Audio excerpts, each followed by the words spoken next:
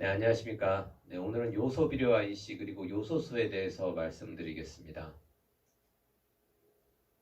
요소 비료는 탄소와 결합되어 있는 질소 비료입니다.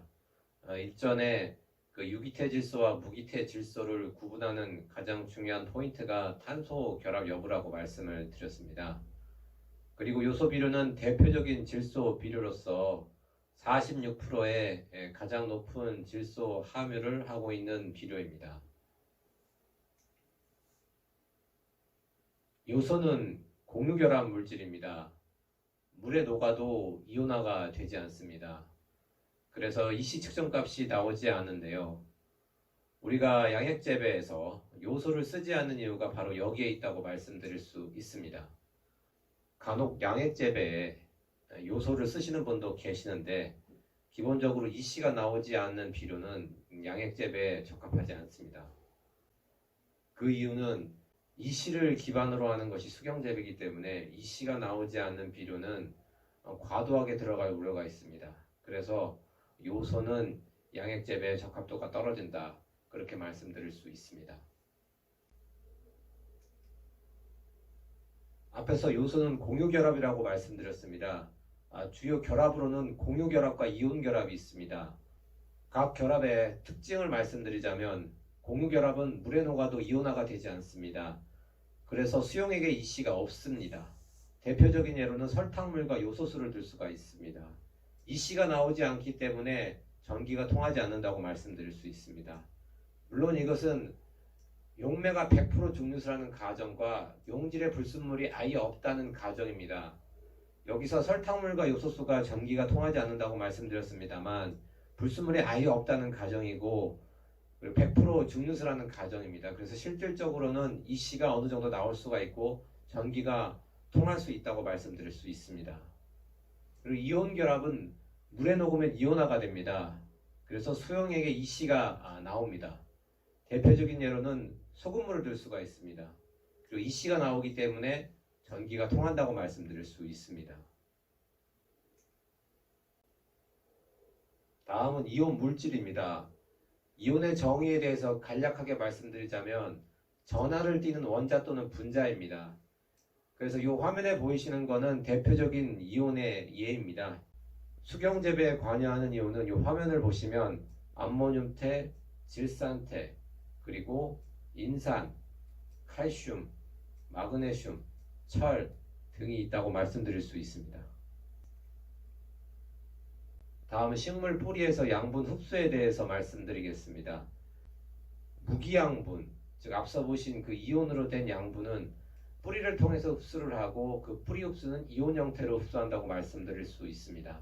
그래서 물에 녹은 무기양분을 이온 형태로 선택적으로 흡수하는 것이 포인트라고 말씀드릴 수 있습니다.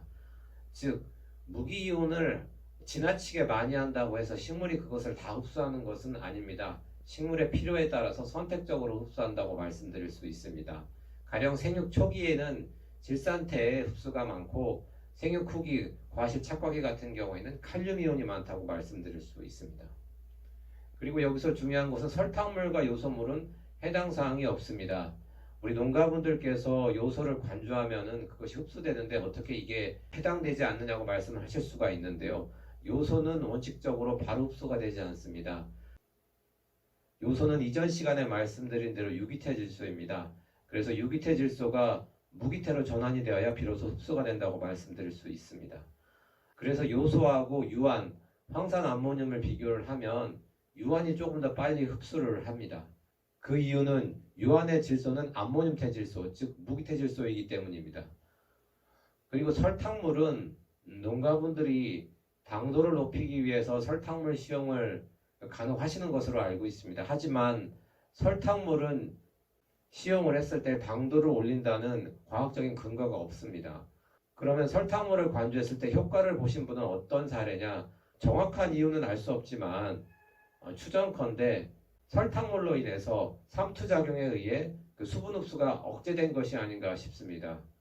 과거 우리가 학교에서 배울 때 설탕물과 일반물 사이에 반투성 막을 두면 설탕물 쪽으로 일반물이 유입되는 것을 확인하실 수가 있습니다.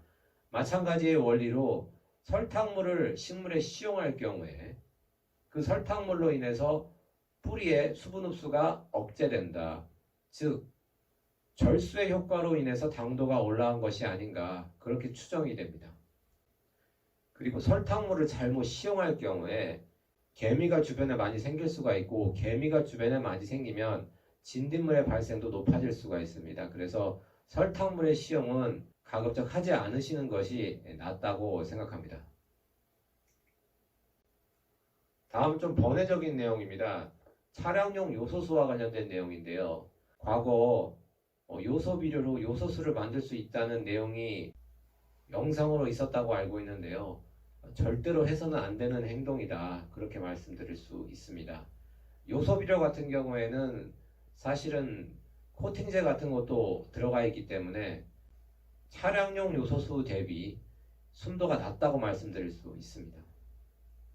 오늘 강의한 내용을 요약해서 다시 말씀드리자면 요소 비료는 탄소와 결합된 질소 비료로서 질소 46%의 굉장히 높은 질소를 함유하고 있는 비료라고 말씀드릴 수 있습니다. 우리가 복합 비료를 보시면 복합 비료에 질소 함유량이 높은 비료 같은 경우는 그 성분에 우레아, 요소가 들어가 있을 가능성이 매우 높습니다. 그리고 요소는 공유결합 물질입니다. 물에 녹아도 이온화가 되지 않고 그래서 EC 측정값이 나오지 않습니다. 그래서 EC를 기반으로 해서 재배하는 양액 재배는 적합도가 떨어진다고 말씀드릴 수 있습니다. 식물의 양분 뿌리 흡수는 이온 형태입니다. 물에 녹은 양분을 선택적으로 흡수한다고 말씀드릴 수 있습니다. 그리고 설탕물과 요소물은 양분의 뿌리 흡수에 해당되지 않는다.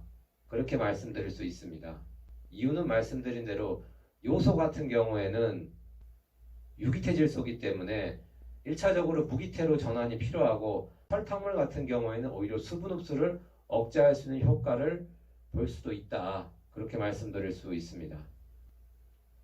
그리고 차량용 요소수 같은 경우에는 순도가 높은 요소와 정확한 함량으로 조제를 하기 때문에 요소 비료로 조제가 불가하다. 그렇게 말씀드릴 수 있습니다. 요소 비료는 우리 농가가 사용하는 대표적인 질소 비료입니다. 그런데 이 비료는 물에 녹으면 이온화가 되지 않기 때문에 EC를 기반으로 하는 양액 재배에는 적합도가 떨어진다고 말씀드릴 수 있습니다. 앞서 말씀드린 대로 간혹 요소를 수경 재배에 쓰시는 분들도 계시는데 수경 재배는 기본적으로 양분을 계산해서 조성표가 나가기 때문에 아주 특이 상황이 아니면 요소는 쓰실 이유가 없다고 말씀드릴 수 있습니다. 그리고 만약 요소를 양액에 섞을 경우에 요소는 EC가 나오지 않기 때문에 식물에 들어가는 질소량이 과다하게 들어갈 우려가 있습니다. 그래서 지나친 과분무라든가 영양생장 위주의 생장을 발생시킬 수 있기 때문에 요소 비료 사용은 지양하는 게 맞다고 말씀드릴 수 있습니다. 네, 오늘 강의는 여기까지고요. 다음 시간에 다른 내용으로 다시 찾아뵙도록 하겠습니다. 감사합니다.